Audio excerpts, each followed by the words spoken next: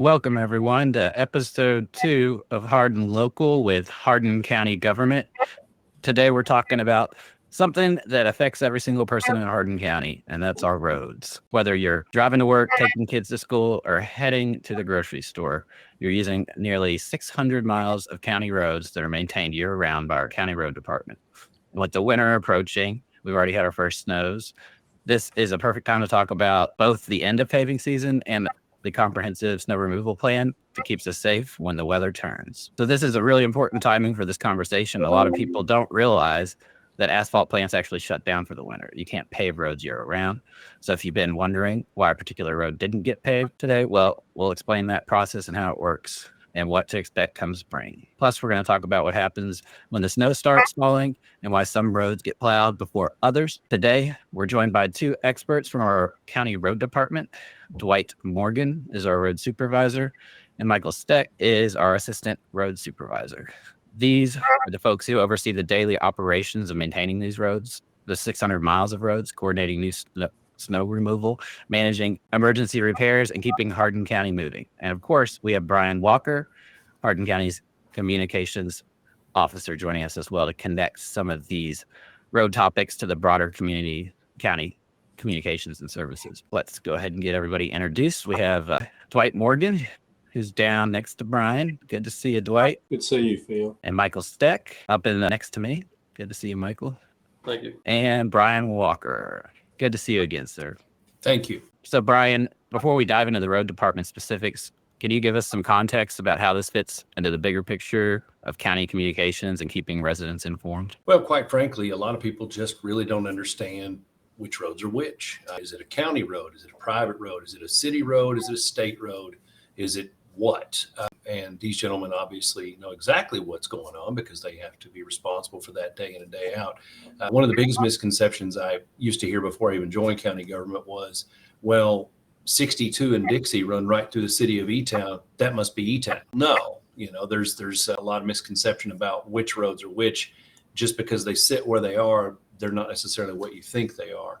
And the other thing is, it's not magic. You're, subject to the weather, material availability. You have emergencies come up, things happen that, a sinkhole opens up. You can't plan or budget for that.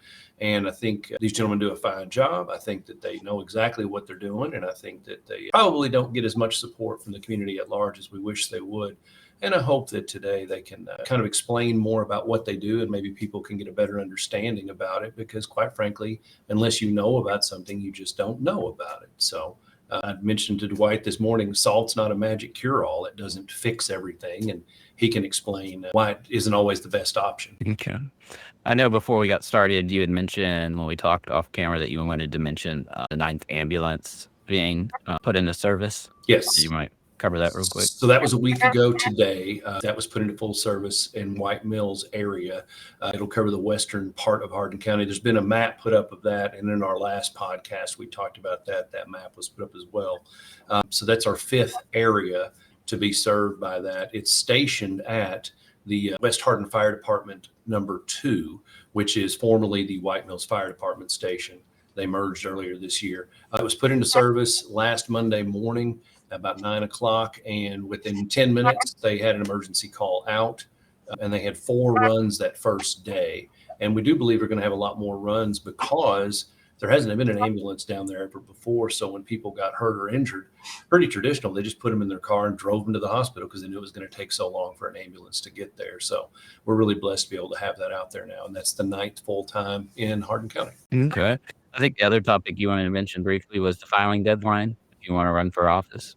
Yes. So obviously, Brian Smith, our county clerk, can answer all those questions much better.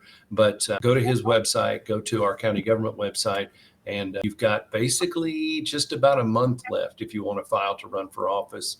There's more to it than just walking in and signing a piece of paper. Some of these you actually have to have witnesses and a petition to say, we'd like for this person to run for office. And there is a fee depending on what you're running for. It's not free to just come in and file for office. What they can't do is answer specific explanations about what you have to do if you get elected. Let's just say you became the jailer. Tell you what the jailer does. That's you have to study and understand on your own, and there's a lot of resources available. Okay. All right. Well, let's get started. We'll move on to segment 1, which I'm calling paving season and road projects. So, Dwight, let's start with something a lot of residents might not know. Why is December the right time to talk about the end of paving season? What happens to road pavement in the winter? Road paving in the winter? Well, typically it ceases after Thanksgiving because of the ground temperature. So typically your ground temperatures get too cold, or your daily ambient temperatures are too low to pave. Now, that being said, if we have some warm days that are above 40 degrees, they can do some paving. But typically they'll shut down, and at a point where they've paved all year long, they'll start sometime around early spring, and again finish up around Thanksgiving. So they've got a lot of equipment that needs repairs, and so they'll shut down and get those repairs done during the cold winter months, and then be ready to start back up in the springtime. Okay. So it sounds like, and I'm just saying this for residents that don't know that, but maybe they think, why didn't they pave the road? They were working on roads around me and then just stopped.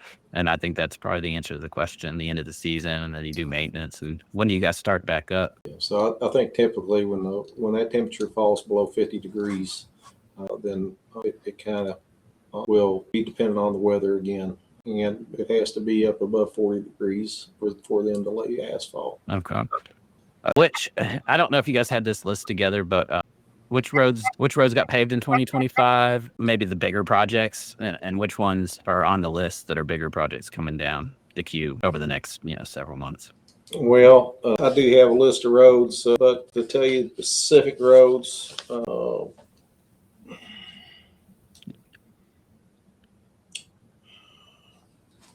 We definitely know the number of miles. Roads on our list to do. Completed roads, I'm just going to throw some out here, and these may not have been completely done from one end to the other. I'll give you, for instance, Middle Creek Road was one. Chaparral Drive, which is right off of Middle Creek Road, that was one that got completed. Middle Creek did not get totally done because of the way it was submitted through the engineer. Our previous engineer submitted for that particular road for a particular type of funding for that particular road, and it was for a partial portion of the road. So I have actually come along and resubmitted for the other portion of that road. We've got Blue Ball and Tunnel Hill Road, which are flex fund roads. Tunnel Hill is just about completed. Blue Ball, I hope we have the weather to do that. If we do have it, that'll be our last road to get paved for this fiscal year. Then we have Brizendine Road. That's out off of, help me out, Michael. What's the road up? It's New Salem Church Road. New Salem. Yeah, so off New Salem Church, that road got completed. It was 1.5 miles long, and that was a pretty good sized road for a county road. We had a few here close to the shop off of Bacon Creek Road in a subdivision that was completed, Flat Rock, Fieldstone Way, and Granite Drive. Flint Hill Road, which was a road that we had put in for, I think this was the third year that was part of our rubber modified asphalt grant. We finally got approved for that and got half of that paved. So, and the most that they'll do is basically 1 mile. That's what they did. That was about $125,000 worth. Was up and above what we would normally have. So let's see. Maybe also, and we can pivot a little, and maybe you could talk a little bit about what's the process to make the list to be repaved. Also, like what goes into scheduling. I think Brian said there's sometimes emergency repairs bump something to the top of the list, so it's kind of like a moving target, I think. Yes. So we have for the last several years, we have done an internal scoring of all the county roads. So we'll, like this, let's see, I guess this past year, we reevaluated the roads. Let's see, did we do that in January, Michael, or was it the year before? It would have been this past January. Okay. So where we go out and we'll send out 2 different crews on the same road. And they'll score those roads. And we have a scoring system from 1 to 10. And so we'll take those scores and look at them and compare the two teams, if you will. And if they're very, very close, then we'll take whatever's kind of in between. We'll just say one crew scored it as a 10 and the other one scored it as a 9. Then we're going to just score it as a 10, which is 10 being worse. 10 is a bad score, 1 being a good score. So 1's going to be a road that's just gotten paved. Okay, it's going to rate as a 1. So, so what we've been working on for the last several years has obviously been our 10s and working back down. We've done our 10s or 9s, 8s, and we're typically right now we're kind of in the 6 and somewhere around the 6 number of going through some of those roads. Now, depending on the amount of homes that are on the road, whether it's a through road, it'll get a different consideration.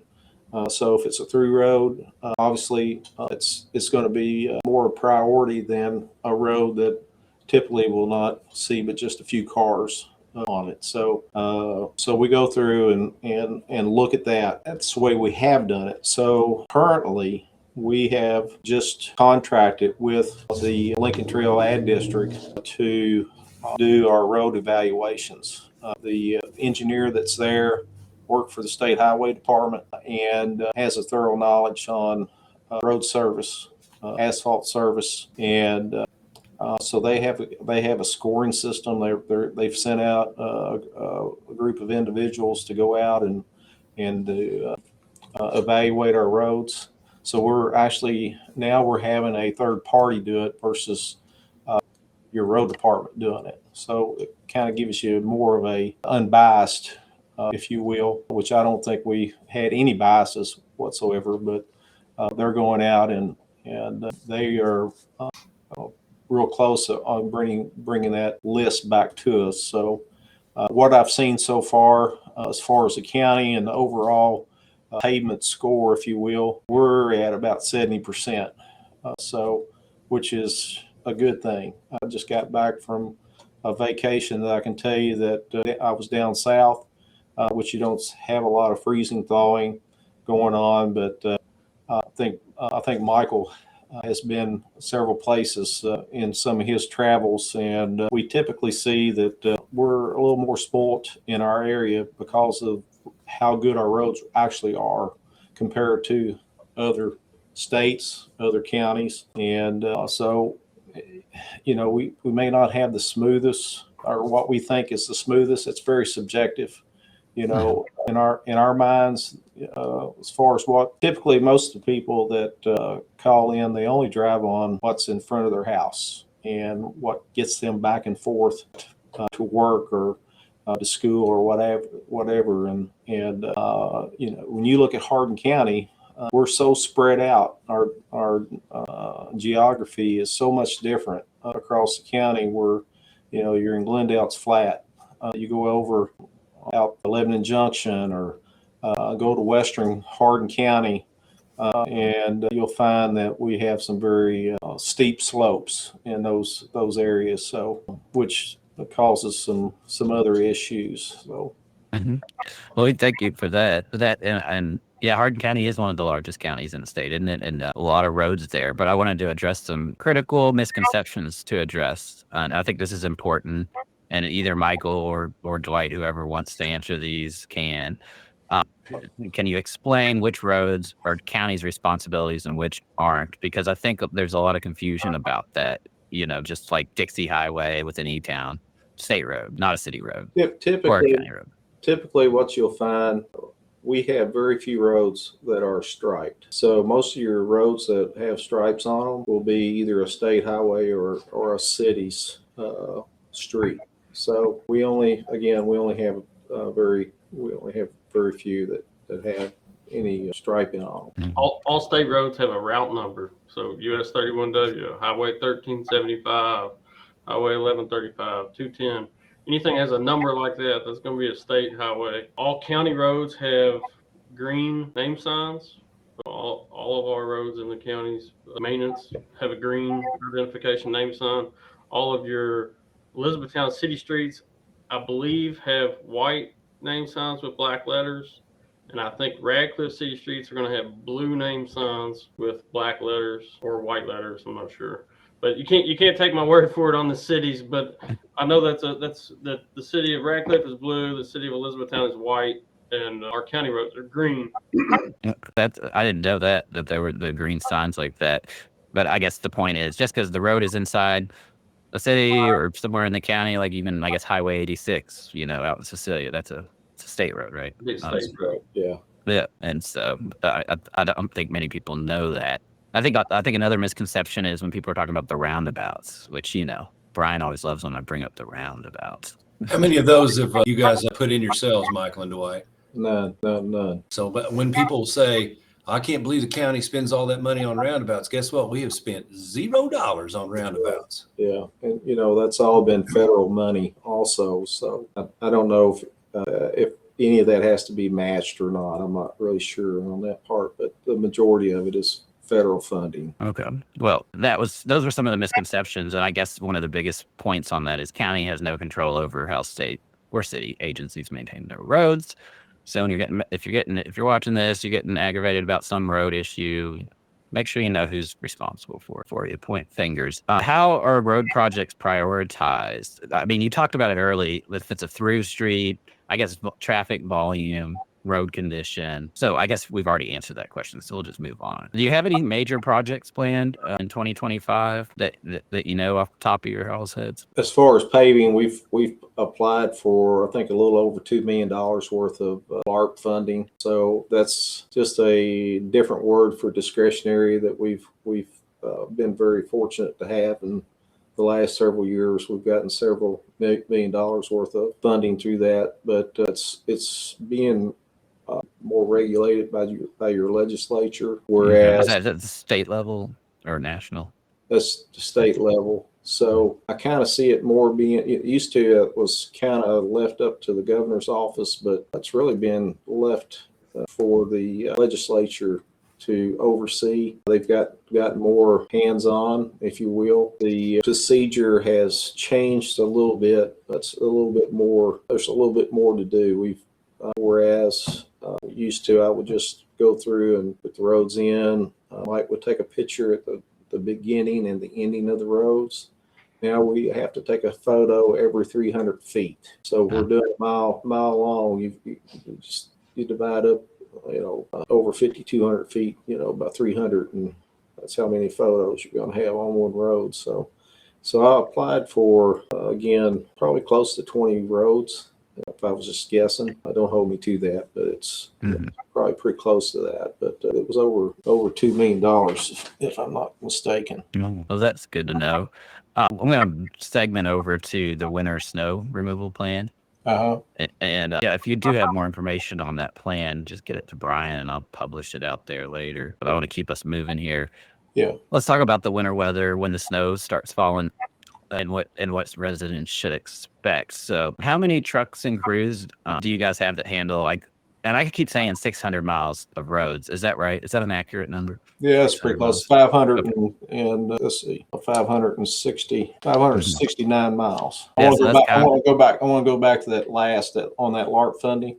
Okay, go back to that. I got you some totals on that. I think Okay, I've got cool. 22 roads. I was a little off on my numbers. A little over $1 million worth of LARP funding, and the mileage about a little over 11 miles that I've put in for. So Okay, that's good to know. Thank you for doing that too. People may not say it very often, but I'll say it. We appreciate what you guys do for the county, and well traveled. I'm aware that our roads are significantly better than a lot of other areas too. But let's move on to the snow topic. How many trucks and crews do you guys have that handle these 600 miles, and what type of? Because I know that Brian and me said the county does not have the staff to run trucks 24/7 when something happens. that's correct. Just talk about that for a little bit. So I'm going to let Michael, and we had another person in the engineering office back a few years ago. We needed to update our snow routes. So they spent a lot of time. I want to give Michael all the credit on this. He and Nick Dalford, they spent a lot of hours going through each snow route. And make it the most efficient in doing those in terms of travel time and that sort of thing. So I'm going to let Michael kind of take this one and explain a little bit of that. Okay. Gotcha. Okay, Okay, well, thanks. Michael. I don't deserve all the credit, but thank you. So you were asking, right now we got about 15 trucks that have snow equipment that can be utilized. And counting myself and Dwight, as of today, we have 17 licensed drivers. That's counting myself and Dwight. So we always got to take into account somebody may be off on vacation or under the weather and out and that type of stuff. And then, like I said, right now we're fortunate to be fully staffed, which is not always the case. So when we're fully staffed, about 17 drivers, 15 trucks in total. That's 6 one-ton four-wheel drive trucks and 1 single axle dump truck, and the rest of those are going to be tandem big trucks. We do have the county divided up into 5 different snow areas, and within those 5 different snow areas, there's 2 routes per area that we call an A and a B route. So with reworking those several years ago, we tried to come up with the most logistical way to tackle these 900 and some odd different roads we have. And with that being said, we go to some fairly remote parts of the county. So depending on the storm and how things are going, if it's an instance like it was last week, when we got just an inch and a half of snow, and the weather was going to work in our favor as the day progressed, and we had pre-treated our priorities the day before. What we did was we sent the drivers out on those snow routes, and some of those snow routes will take my drivers to a further point away in their route in the beginning. And the reason for that being is if they can get out away from the barn and start working their snow route headed back toward town as the day progresses, if they run low on material or have problems with their truck or whatever, they're closer to the shop. So if they have to get a reload or whatever, they aren't wasting 30-minute drive coming in here from Upton to reload just to go all the way back to Upton. So hopefully they've started in Upton and they've worked their way closer to E-Town. So they're only commuting from Glendale to come here and get a reload. That's the way that some of that's structured. So sometimes some of the people closer to the city may not see us till a little bit later in our snow route. Does that make sense? It does. So I guess we're kind of talking about the priority system, and I think that's interesting to people. How do you decide which roads get cleared first? I don't know if you want to talk about that for a few seconds. Well, it's very dependent on the storm and how stuff's going. Like if we have a snow like we did the other day when it was just in a 4-hour time frame, it was in and out and gone. We're going to wait till a lot of that snow has hit the ground before we start. And the reason being is we only have 15 trucks out there. We want to be able to come in here and hit all of our roads in a shift before we have to go home. So typically about somewhere between 12 to 15 hours, depending on how the snow is, we can cover about every road that we've got, barring no major breakdowns. Just to interrupt for a second, Michael, can you explain why you can't just keep going? You said there's a shift and you have to go home. That's not just because you're like, all right, boys, let's quit. There's a legal reason. Well, so in the state of emergency, I think we surpassed some of the legalities of the CDL laws, but I've been doing this job I've been employed here for 19 years. I drove a truck on a snow route for at least 10 of those years. And I can tell you that after about 12 hours in a plow truck, that your fatigue gets so bad that your productivity goes way downhill. And when your fatigue gets bad, you get more drivers in the ditch or more stuff tore up. And it's just been, since we went to this system, I feel like we've had better productivity for the hours worked, and we've had less of our equipment get torn up or damaged because we're spending most of our time in the daylight. The other morning we came in at 4 a.m.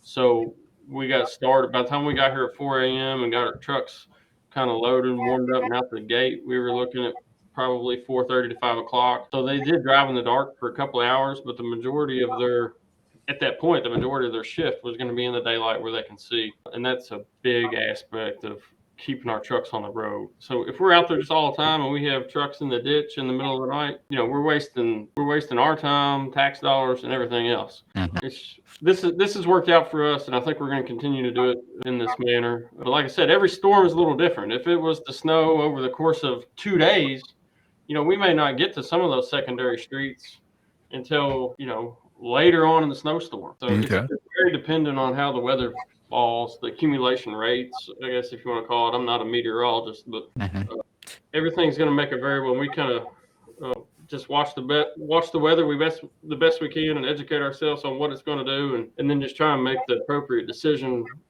not only for the safety of the travelers, but for the cost of the taxpayer too. I mean, salt is, Dwight and I were talking about earlier, salt's almost $110 a ton. Is that right? That's correct. Yeah. And then we used I had that number earlier, 125 ton on that little snow event on last Tuesday.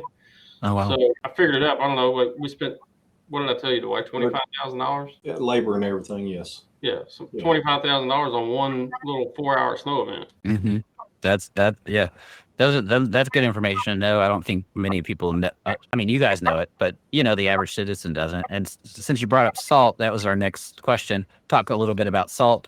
Some people think you just salt the road and the snow melts, but I don't think it's that simple, is it? No, it's not. It's all temperature related. So once the temperatures get below 20 degrees, it's not as inefficient. Does it help? Does it still help melt? Sure, it does. The biggest factor is whether or not we get any sun or not. If we get some sun along, even at temperatures down at 0, if we get some sun, that sun's going to help heat up that asphalt, because if you get a little bit of that asphalt showing, then it's going to draw that heat in, and then your salt's going to help melt that. But if it stays shaded, and I think we talked about this earlier, Brian. We have some areas that it's not. If you look at the city, you'll get a lot of city streets that are clear, or state highways that are clear. Well, look at the canopy around them. It's wide open. But when you get out in some of the fringes out in the county, we have so much canopy overhead that it shades the road, so you don't get that melting effect, and the road stays colder. That's the other thing; it stays colder. And we talked about our snow gates. Brian didn't realize that we had snow gates. We put up snow gates, so this will be our second year having those. A few years ago, we had something that happened out on the interstate. Interstate traffic got rerouted up the Fraser.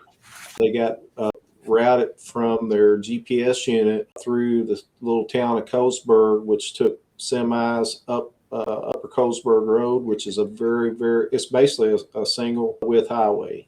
And we had a family from out of state that went off the road, and they were lucky they weren't killed. So we came along and we put up these snow gates. So once we have, like last week, Michael shut those two roads, Upper Colesburg and Miller Road, down because of how treacherous they can become. Well, and to speak to that, what did you see when you went out there to close them, Michael? On Miller Road, I went out there first thing at 4:00 in the morning that morning to shut that gate, and I encountered a gentleman that had already made his try at the hill and did not succeed. Unfortunate from him, but luckily he was okay. There was no issues, and we got him. He got the help he needed. I was able to contact him, or make contact with him, and it was all good.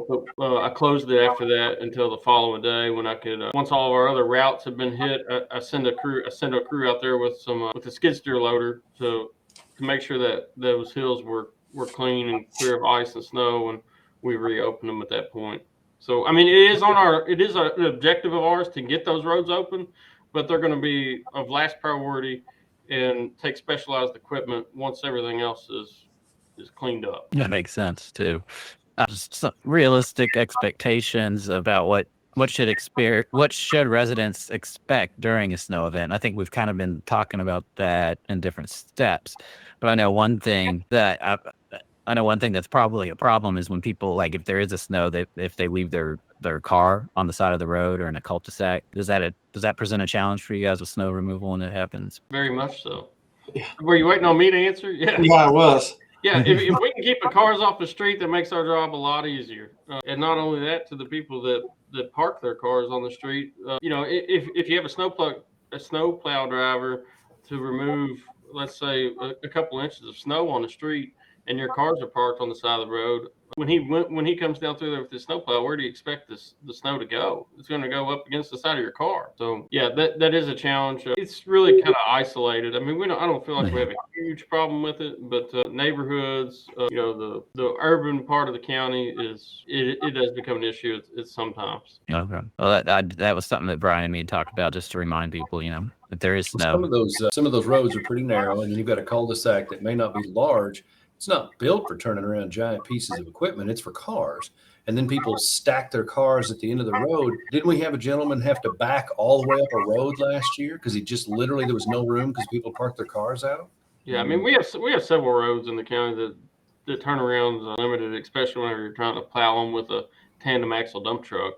So backing up is a skill that everybody needs to have in their resume. But when somebody's blocking your turnaround, that can be very aggravating, especially if it's late in the day and you've been plowing snow all day. But yeah, I mean, just try and be mindful. If anybody out there is watching and you have the ability to not have your car parked on the curb or in a cul-de-sac, and you know it's going to snow, it would be helpful to us if you could get it off the road. Also, how does Text My Gov or Rave, either one of them, for different snow alerts? Which one do you guys use, or do you use them both? It's going to be for Brian, probably. Yeah, that's going to be a Brian question. The Rave's usually more for emergencies, something imminent like a natural disaster, something endangering people. But Text My Gov is great. You can go to sign up for that at our website, hardincountyky.gov, and that's pretty general. Hey, the trash collection's delayed, or there's something because of the holidays, or what have you. But you'll get some alerts on road conditions and things like that through there, and it's free for you to use. That's something that the county pays for, but it's just it's pretty invaluable. So we really recommend you get those. It's a great way to stay informed without having to put any effort into it. All righty. So Text My Gov's a good one to go with for these type of alerts if you guys ever send them out, snow removal or things like that. So also, just wanted to say to the audience, anybody watching, drop a comment and let us know what your biggest question about snow removal is, if you have, or even let us know if you signed up for Rave Alerts yet or for Text My Gov, because those are all important things. So let's move over to inside the county road department segment, and let's talk about what it's like to work in the road department. Dwight, Michael, walk us through a typical day. What does it look like day to day working at the Hardin County Road Department? You want me to take that one too? I'm going to let you go first, and then I'll finish up. So I feel like we're structured into about 4 different areas here, or maybe 5 if you count mechanics. So we have an in-house shop here where we maintenance all of our equipment and trucks, as well as some of the other county agencies like animal control, the library, buildings and grounds. We maintenance their vehicles. So we have a couple guys that do mechanic work on a daily basis. We have an individual that does signs on a daily basis, and by that he's replacing out faded signs or vandal signs, or just somebody ran over a sign. And not only that, he does other things for us too. He has some inspections that he does on a monthly basis regarding railroad crossings and things like that, just making sure that everything's in good shape. So we have those two departments, and then we have a crew that primarily does most of our dirt and ditch work, or special projects, if you will. That's a crew of about 4 guys. And then we have a crew that does our roadside mowing, and mowing of vertical vegetation, so tree limbs or any aerial vegetation they mow with that boom mower. We try and run that thing year round. It takes about 3 people to run that. And then we have another crew that trims a lot of trees in the wintertime, and they do some pavement patching and stuff like that for us in the summertime on smaller spot patching, if you will. Yeah, I'd kind of like to just kind of hit on that. So, we talked about that overhead canopy and some of the problems that it poses in the wintertime as far as allowing significant sunlight in to warm up your roads. And we try to be proactive. We could just stay out, I think, 5 days a week, just doing overhead canopy and removing trees and tree limbs. And that is what helps us more than anything. I think that crew has really helped a whole lot on a lot of our roads. Stovall that we're currently, we've got a subcontracting crew out there working on one of our road slides like right now. So we went out and cleared some of those trees, but we've done a lot of overhead canopy on that road as well. So Yeah. just being proactive in that has helped us quite a bit. So the reason I was asking what a typical day looks like, and thank you for those answers, was just because I was wondering about career opportunities. Are you guys hiring at all, or do you have open positions? Currently we are at capacity. I can't hire anymore. I only have Okay. 19 on our payroll, and so that's what we have currently. But we have really struggled to get there. So we're pretty fortunate right now to have I feel like a good group of people. Several of them have been here for a long time, but we do have, I will say this, we do have several that are close to retiring. And so there's going to be some opportunities here in the future for future employment. So, And while you brought that up, we have, I think there's at least three, if not four gentlemen that have worked here, less than 6 months, Dwight? that's right. Yes. And they saw their first snow event was last Tuesday. And those four guys they trained, I allowed them the time and set aside the time for them to train and run their routes. And everybody did a phenomenal job. I know it wasn't a great heavy deal of snow last Tuesday, but that was one of the few times I can remember that we sent out our whole fleet and nobody's been in the ditch, or, we didn't have hardly any problems to speak of. So I'm going to go ahead and knock on my wooden desk here. Hope that's no wreckers. So yeah, I hope that's a good sign for the rest of the winter to come. But anyway, I just wanted to take a second and those four guys see this, just tell them that they did a good job for starting out. We did good. Yeah, and that's good to do that.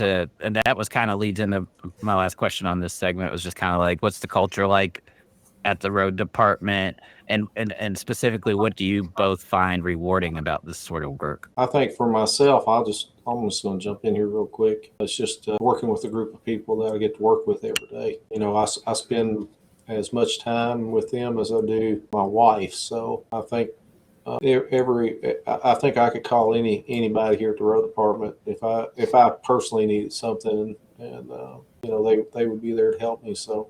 I feel like we're just a pretty close-knit family. I'm sure probably some of the guys, somebody has to make decisions, and working with my staff, I just feel like the greatest people in the world to work with, and they're just great individuals. That's good to hear. Yeah, what about you, Michael? We have a great team. You can always appreciate the fact that, some of my friends used to tell me I have a thankless job. We do a lot of stuff that just kind of, people take for granted that they're just going to have the roads and the streets, and somebody's just going to take care of them for them. And, that's what we get to do. So it's rewarding to me whenever you run across those certain individuals that do give you the thank you. And then the occasional letters that come in the mail here throughout the year, for where we may have weeded around somebody's mailbox that the last guy missed, or something when they mowed, or trimmed a tree limb that's been blocking somebody's view for so long, and you don't even expect it, and you get a thank you card in the mail or something, and then we'll post those up in the break room for the guys to see. That's what makes it, those kinds of things make it seem like you're really doing your job. That's good. Yeah. So viewers, anybody out there, don't forget to thank you might be real good at thanking the police or other people. Don't forget to thank your road department people too. So let's move on to the last segment, which is just about community engagement and education. And let's just make this practical for anybody that watches this video. If someone sees a pothole or a road size of damage and they want to report it, how should they do that? They can go in and do that, use their text.gov to report those types of things. So that's the best way. They can call the office. That's really the best way to do it. And I will say this, and it's gotten better. I think we've done a lot better job communicating what's going on with our snow removal. We've got every road is covered. Obviously, somebody has to be first, and somebody gets to be last. And Michael he and Nick Douthit went through and we have a process in which we go out and we clean those roads to be the most efficient. And so it may be a little while before we get to you, but we will get to you. Now, I would think it would be very unlikely we have missed a road, but if we have, you can call the office. We don't get as many calls as we used to, but just because your road hadn't gotten done, calling the office isn't going to get you any quicker. So, but obviously, if we miss something, then we obviously need to know about it. And I guess here's the other thing I do want to mention. You talked about fire and police and even our ambulance department. Being a road employee is a very, very dangerous occupation. And, we're typically our guys are standing out beside roadways. And as you all know, driver inattention is being more of a problem every day. So I would just like for everybody to keep in mind that, our guys, they don't get hazardous duty pay, which I feel like, honestly, they should be paid hazardous duty pay because they're out there putting their lives on the line each and every day. If you're out beside a roadway, you're putting your life on the line. So I just like for the public just to keep that in mind. Okay. And that's something that a lot of people probably don't think about. And I think there was even an incident in LaRue County last year, wasn't there, with somebody that I think State highway. it was state highway. Yep. Mhm. Yeah, and then there was one out on the Bluegrass Parkway up maybe towards Lexington. A gentleman got killed. So that's a good reminder for everybody that watches this. And even if you're watching this, to just remind your kids and your parents or whoever, just to pay attention, especially when you're on a road where people are working. But we do thank you guys for all the work that you do. And so the best way I just want to make sure to sum up the best way to get information to you guys, like I said, if there's like a pothole or if a roadside's down or if you think they missed it. It sounds to me like you said getting on the Hardin County Gov's website and signing up for that Text My Gov program is probably the most seamless way to get that done. And then also for bigger issues, maybe make a phone call. I would agree with that. Yes. All right. Good to know. You see if there's an emergency, like a giant sinkhole opened up, call 911. Absolutely. There's a hierarchy on that. Of course, thank God that doesn't happen all that often. Well, trees going down. I don't think we talked about our on call. So we have somebody that's on call 24/7, 365 days a year or so. If there is the biggest thing I'm going to say is probably trees. When you have a tree that goes down across the road, absolutely, you need to call 911. And dispatch will get in contact with our on-call person. So, okay. Does that happen very often? Yes. Yeah. Okay. And that's in all weather. Typically, every week it'll either be a stop sign.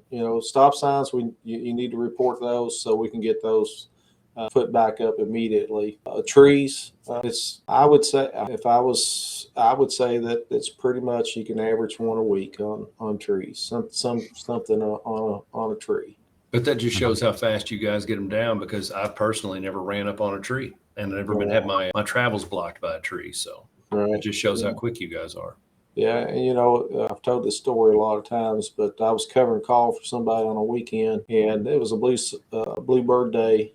And I went to the golf course with some friends, and lo and behold, I got a telephone call. We had a tree down on, I think it was on Bewley Hollow Road. And like I say, the wind wasn't blowing or anything. It just, it's just the way it happens. So it can happen anytime.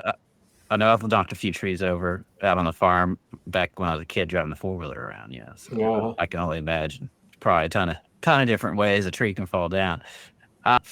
So what we've covered here and what we wish residents to understand is, obviously asphalt plants don't operate year round. And we didn't mention this, but I think this is pretty self-explanatory. County can't clear driveways. We've had that question. Somebody said they had a really long driveway and it's off a county road. Why couldn't they plow it for them? And I said, well, because it's not a county road. Yeah, I guess that's how that ended up in my notes. I think what we could do, since we got our, what's your title, Brian? Communication. Or sidewalk or something. We'll get you a shovel. There you A go. big show. Get you a skid loader from Call Equipment. I'll make a plug right there. So, and then also you wish residents understood also as well, I guess 600 miles of roads in Hardin County, which is a lot with limited staff, especially when it's snowing. Well, And if you think about that snowing, times it by 2, so you're looking at almost 1,200 miles of road. I hadn't thought of it that way. Go both but ways. That's true. Yeah, Yeah. it's not just one road, one big plow, you know. No, so that's right. 1,200 miles. That's like driving where to Miami Yeah, and back, or drive to just Miami. think about how long it would take you to drive 1,200 miles, 1,200 miles, and driving at less than probably 20 miles an hour. Well, that would take a lot. That's a lot of hours when you add that all up. And then you guys have a priority system that sounds very well thought through, that we discussed. And when it comes to how you maintain the roads and also how you clear the roads when there is a storm. And also we discussed how there's different agencies maintaining different roads, whether it's state, county, city. And also we talked about how every storm is unique when it comes to snow removal. And Michael gave us a great example of that during this video. So if you're just catching the end of this, I'll be publishing a shorter version that's kind of edited. We'll edit out a lot of the pauses and some of the data that is repetitive. And you got to watch this thing from the beginning and get that data from you. And how to stay informed. Brian, did you want to review that? How to stay informed when it comes to road project closures, winter weather? They're great about pushing that information out to everybody, but they always let me know, and I get that out on all of our social media. If there's something substantial coming up, like a project we know is coming in advance, we're going to get that out for you as well. And that's something that they've been great, even the short time I've been here, about telling me, hey, we've got this happening and we need to let people know about it. HardinCountyKY.gov. I would really encourage you to watch our website, follow our social media pages. And I did want to throw in, we've got job openings, deputy jailer, EMT, paramedic, paramedic PT, and 911 telecommunicator. Those jobs are all open right now, and you can apply for those on the website. All right. And another thing that you can do to prepare for winter weather, if you're watching, is to consider buying yourself a weather radio. I think you can get them at Kroger for under $30 or almost anywhere, and that way, if your power does go out, you still have a way to know what's going on. The biggest, I think, a big takeaway is that county government wants to be transparent and responsive. If you have questions, there are people ready to help you there. You just need to know who to ask. And if you don't, start with Brian Walker. And, because transparency really does start with communication. So we thank you guys. Big thank you to Dwight and to Michael from our county roads. We thank you for everything that you do every day. We thank you for joining us. And we also thank you, Brian Walker, for being here to help connect the dots on county communications. Thank you. You're welcome. And this is exactly what our Hardin County Government Monthly Series is all about, giving you direct access to the people who serve our community and make sure you know how to stay informed and get involved. So next month on January 9th, I think that's the tentative date, we'll be joined by the coroner's office and the quick response team. And we'll be talking about QRT's 1-year anniversary. And QRT is the quick response team. And they work with the community after, drug overdoses occur. And if you've been seeing the posts on Hardin County page or on the QRT's website, they do alerts when there's more drug overdoses than normal. And so it should be a very informative monthly stream next month. So we hope you join us for that. Let me do a real quick check on oops, sorry about that, Brian. Sorry. Let me check the comments real quick, make sure that nobody said anything. All right, we have Keith Meganthal. This has been very informative. Thank you, Road Department, for all you do. And there's a couple other questions in here, which we've already gone over. So I'll just get you all those questions and who asked them, and you can answer those individually. But yeah, anybody else, either one of you all have anything that you think I missed that needed to be mentioned before we sign off? Michael? No, sir. All right. Well, once again, we thank you. All pretty good, really. Phil, appreciate you doing this, and Brian, and hopefully it's been informative for the public. So Find out about the color of those street signs for Radcliffe and E-Town. I'm pretty sure it's blue and white though. But yeah, that's an interesting one. I'm gonna ask around because yeah, that's something that I do nerd. I don't nerd out on that specific topic, but when it comes to signs, I do like to know For what they sure, mean. all of ours are green. Hey, hey, if it's still covered, just call Don Hill down at the city, okay? All right. And with that, we'll leave y'all with that. Be sure to follow, share, and stay engaged. Transparency and communication start right here. Until then, stay safe. And especially with the winter weather that could be coming at any time, just make sure you stay informed with the weather. And we'll see you. Actually, we'll see you tomorrow on Hardin Local Weekly, which is our weekly podcast that covers, happenings, events, and everything else that's going on. And we look forward to seeing you then. That stream starts tomorrow at 1 p.m. Have a great day.